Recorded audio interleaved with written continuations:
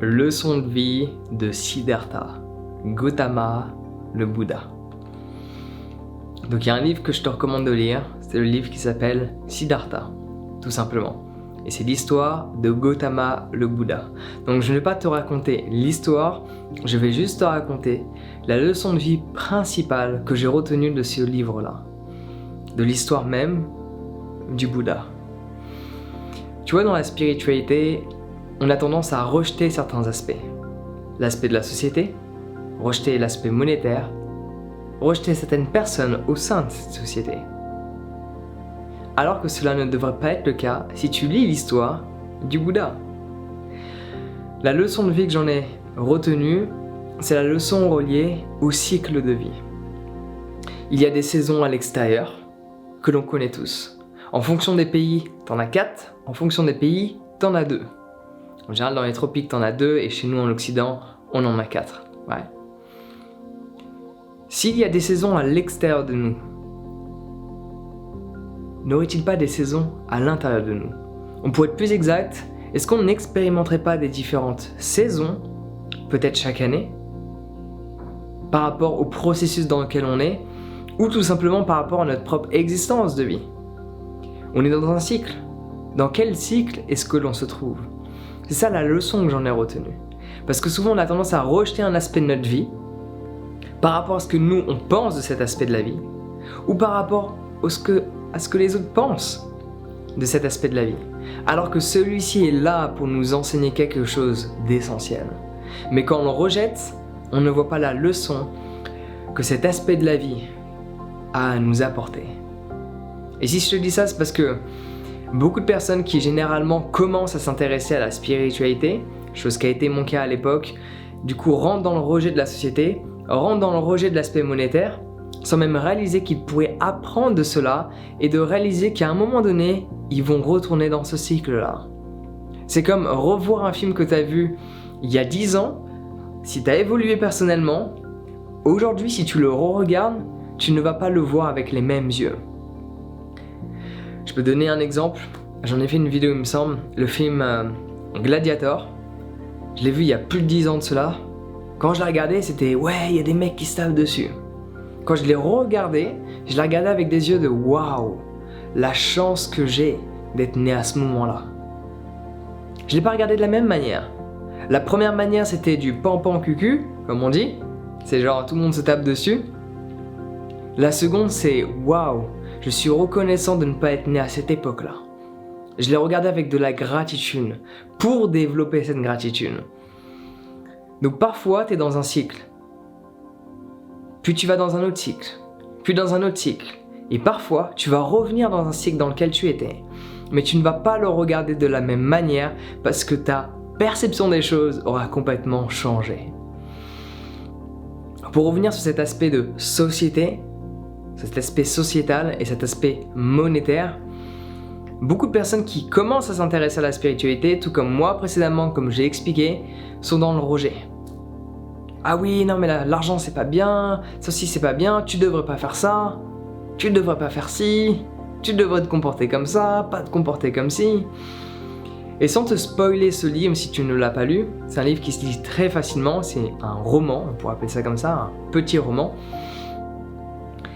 Ce qui est intéressant à savoir, c'est qu'il parcourt différentes phases. Et il ne rejette pas ces phases. Il est dans une phase, il est dans un cycle, il est dans une saison. Il apprend de ce cycle-là, puis il passe à un autre cycle, puis à un autre cycle.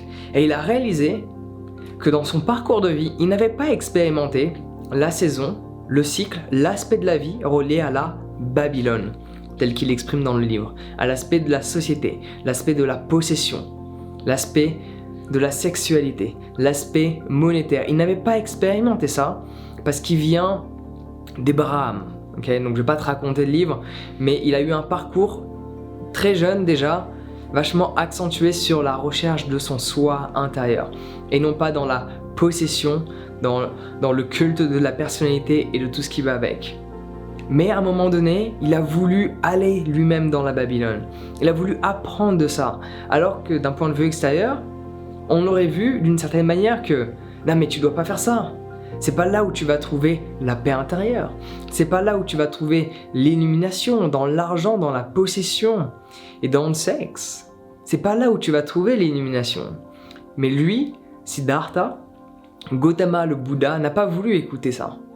Il s'est dit que le meilleur des enseignants n'est pas toutes ces doctrines auxquelles j'ai été confronté dans ma jeunesse, mais la vie elle-même. Et la vie, en cet instant, me guide vers ces expériences que je n'ai jamais eues. Donc j'accepte volontairement de me perdre dans la forêt avec les Brahmes. J'accepte volontairement de me perdre dans cette doctrine et d'aller au plus profond d'elle-même, de me perdre dans cette philosophie, de me perdre dans cette pratique. Et à un moment donné, j'arrive et j'ai expérimenté toutes ces choses-là. J'accepte de me perdre dans la Babylone, de me perdre dans la possession, de me perdre dans l'aspect monétaire et le sexe. Et une fois que j'ai expérimenté tout cela, j'en retire des expériences de vie que la vie m'a enseignées, et là je vois où est-ce que celle-ci va me diriger. Je ne rejette pas un seul aspect de la vie, je fais en sorte de les accepter pleinement et de pleinement plonger dedans. Ça c'est l'histoire de Gautama le Bouddha, Siddhartha. De ne pas rejeter un seul des aspects de la vie, peu importe ce que les gens vont penser. Ta priorité ne devrait pas être l'argent, ta priorité ne devrait pas être les femmes, ta priorité ne devrait pas être de posséder ceci. Si cela est ton cycle, si tu as expérimenté énormément de travail intérieur, si tu as expérimenté énormément de tel et tel aspect de la vie, mais que tu n'as pas assez expérimenté celui-ci ou celui-là, et que en cet instant présent pour toi, ta priorité est cet aspect de la vie qui est certes pour beaucoup de personnes en contradiction avec la spiritualité, tu ne devrais pas les écouter. Tu devrais pleinement plonger dans cet aspect de la vie, avec les yeux grands ouverts et conscient sur ce qu'il va arriver et les leçons que tu vas en tirer. Donc souvent on va te critiquer par rapport à tes choix, par rapport à tes priorités, qui ne sont pour beaucoup de personnes pas en alignement avec le chemin que apparemment tu as décidé de prendre. Mais au final, cela est ton chemin. Et chaque caillou qui se trouve sur ton chemin a quelque chose à t'apprendre. Chaque obstacle a quelque chose à t'apprendre. Et chaque chose que tu ne sais pas sur ce chemin a quelque chose à t'apporter. Donc si je dois résumer le tout par rapport à l'histoire de Gautama le Bouddha, Siddhartha, ne rejette aucun aspect de la vie. Apprends de chacun d'entre eux. Et accepte qu'il y a des saisons à l'extérieur, que tu expérimentes des saisons à l'intérieur et que ton existence est faite de saisons. Donc si tu veux apprendre à méditer comme Gautama le Bouddha, il a expérimenté différentes doctrines par ce fait différentes techniques, mais il y a certaines techniques que j'enseigne dans ma formation sur la méditation.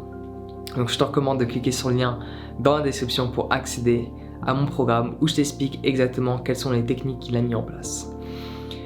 Du coup, on se retrouve directement de l'autre côté. Prends soin de toi et passe une excellente journée.